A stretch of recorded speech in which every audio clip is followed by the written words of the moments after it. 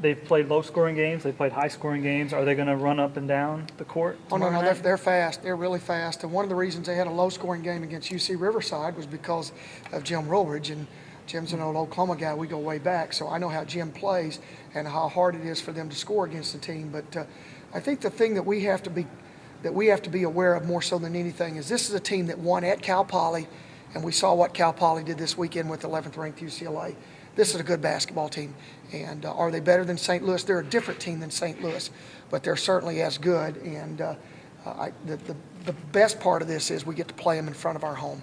Do you feel like you have to score in transition to win this game? I just feel like we have to score, Todd. I don't know how. Sometimes I'm not concerned with how we score. I've always said this. I'm not concerned with who's scoring on our team. It's just how we score. We're not scoring from the inside right now, and that bothers me.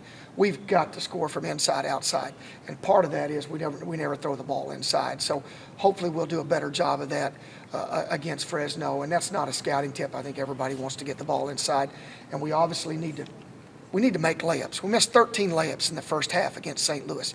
You can't miss 13 layups and expect to be any vicinity of a game. How do you get Dan Teal going early? Well, it's going to be, one thing about Dan Teal that he's going to be ready for, and we're practicing. They'll double Dan Teal. They're going to double him right from the start. And can Dan Teal handle the pressure without turning the ball over? And can he pick and choose the right times to score? So a lot of that has to depend when we get him the ball, where we get him the ball, and can he handle their pressure of a double team? Has he done well passing out of the double team this No, week? he's 1 assist, 9 turnovers. I think that that shows you why everybody in the world is going to double him right now. Mm-hmm. He's turnover prone, and has he done well? Off and on, but when you turn the lights on and you run other guys in there, specifically Upshaw when he's 7 foot, that's a little bit different there. Breyer will play tomorrow, correct? Breyer is scheduled to play tomorrow. Are you going to start him, you think? You don't know? No, he will not. We will not start him. We'll start Dan Teal. Thoughts on Jeff, Coach, through the first 4 games? Well, you know what? I think Jeff now, the one guy that rolled his eyes when we talked about this hybrid position was Jeff Early. And he's not rolling his eyes anymore. I think Jeff's bought into this hybrid position. We really need Josh Swan to buy into it. That will help us. It'll be very difficult for us to play Jeff Early 35 to 37 minutes a game. We don't want to do that. And Jeff may think he wants to do that, but by the time you get late January and February, you can't have guys playing 37 minutes a game.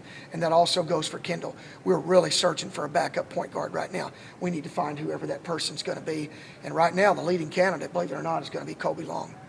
Coach, you challenged your fans, but you also said you wouldn't do that without challenging your players. What is the challenge to them? No question, no question. I've told our players this. I can't go into a media room and ask or challenge our fan base to come here and we come out and don't play hard. We just can't do that. And I like the old Head and Shoulders commercial. You never get a second chance to make a first impression. And I think it's imperative that when we come out of that tunnel, regardless of whom we play, when we play, where we play, that we give our fan base, our school, our community, our region a reason to come watch us play. Because when you walk out of this building, regardless of what that scoreboard says, if you walk out of this building and say, good gracious, those kids play their tails off, they're extremely unselfish, you know what? I kind of like that. And they'll come back. But if you're selfish, if you're lazy, you don't lay it out, you don't take charges, you don't dive on the floor for loose balls, then you know what? We don't deserve to get the fans back. And I think we have to earn that respect as well. How important is that six-man, Coach?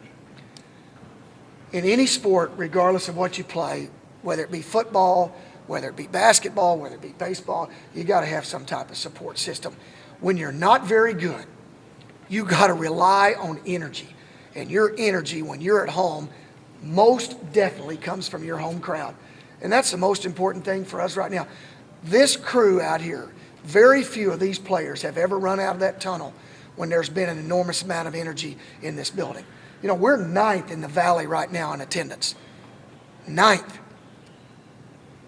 Southern Illinois and Carbondale and SIU basketball is not 9th in anything that we do. And if we're 9th in attendance right now, that's on us. That's on me as a head coach. That's on our players to get the fans back. And thank goodness we have an administration around here that felt the need to give an opportunity for fans to come see us play with a discounted rate. And I promise you, it's everything that we do on the practice floor with our players to earn the respect of our fans and to get them back here. What can you tell us about Swan's MRI? We don't know. He has a second MRI tonight, and I don't even know if they'll read the results by tomorrow. I hope they do, because we would certainly like to at least have that opportunity to play him if we needed to. He hasn't practiced. Has he conditioned? He has not practiced nor conditioned. He's been on a bike. He and Lance Armstrong have a lot in common, hopefully not in one of the areas, though. If you could talk about small ball, Barry, just how well have you guys done considering the circumstances, and can you continue being successful doing that right now? Well, you guys are the only ones that can answer how we're doing in small ball, because you guys get to relate it. I wasn't here last year. I wasn't here the previous year or whenever. So you guys will have to be the one to relate it. I think when what are we, +8, Tom, in rebounding? When you're +8 and everybody on the floor is pretty near my size, I think that says a lot. They don't have my quickness, but they definitely have a little bit more height on me. Coach, assess the play of Kendall so far this year. I think Kendall has done everything we want him to do on the stat line, with the exception of two things. I don't think he guards a lick. I think he's lazy on defense, and I think he's lazy on the tongue. And what I mean by that is he's got to talk more. We had breakdowns the other night in the game, and that's when your quarterback tells you what to do. I need Kendall to be Peyton Manning. I need him to get to the line of scrimmage and start talking every time he's out on the floor. And right now, he's not guarding a lick. I mean, he's playing that Ole defense that we talked about a couple of weeks ago from Tijuana. How important is it to get to the free throw line tomorrow night? I think it's always important to get to the free throw line, but it's hard to get to the free throw line when you never throw it inside and you're not aggressive. That consequently, you saw 3 for 4 from the free throw line at St. Louis. Everybody wanted to make an excuse and say it was the officials. It wasn't the officials' fault. It was our fault. We were never aggressive offensively. We never got to the line. We never got the ball inside. It was our fault. It wasn't the officials' fault. How important will it be to keep the big man out of foul trouble this game? Don't ask a question you already know the answer to. My wife says it all the time, but you know what? We're limited. We're limited. You know that. We know that. I think everybody that sees us is going to go after us inside. Consequently, that's why we've been in foul trouble. The last game we came down to 2 big guys.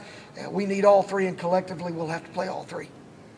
How well do you think Dez has got the shots that he wants, or the ones that you want for him to take right now? Well, Dez is shooting 14% from the three-point line, and he's not shooting much better. I think he's 32% from the field. So Dez's shot selection hadn't been very good, and he's not shooting the shots we want him to shoot. So if he doesn't start doing that, then his playing time's going to dwindle. Do you think he will be a good three-point shooter? I think he can be, but I think being a good three-point shooter is 2 things. 1, you practice it, and 2, you know when to take the shot. Right now, he doesn't have either one of those intangibles down. Anybody else hurt or suspended for tomorrow Not that I night? know of, but we've got 24 hours before we play, or 28 hours before we play. A lot can happen in that time. It's one of the things I've figured out about these guys. 28 hours, we can mess up a lot. Now, Barry, do you expect them to press Fresno State Yeah, defensively? I think What do they you will think press. do? Yeah, I think they'll press.